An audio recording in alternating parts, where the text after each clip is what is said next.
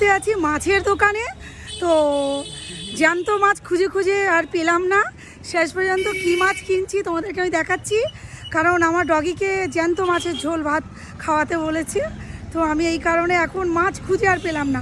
চারিদিকে চিকেনের ছড়াছড়ি, আর মাছ মোটামুটি বিক্রি হয়ে গেছে, 12টা বাজে। তো আমি আজকে মানে শোল মাছ কিনছি, বহু বছর বাদে। আমি কবে শোল খেয়েছি তাও আমি বলতে পারবো না। তো দেখো শোল মাছের কত দাম, কী দাম বলছি। বলো কেমন আছো? ভালো। তো তোমার এখন একটু শোল মাছ কত টাকা করে? 350 পেয়েছি, এখন 300 করে দিয়ে দিচ্ছি। জ্যান্ত শোল একটু হাতে তোলো তো। বড় বড় শোল দেখতে পাচ্ছ বন্ধুরা, একদম জ্যান্ত শোল মাছ। তো মাসি তুমি কোথা থেকে এসে বিক্রি করো? ক্যানিং থেকে। ক্যানিং থেকে? অনেক দূর তো, শিয়ালদা থেকে ট্রেন ধরতে হয়।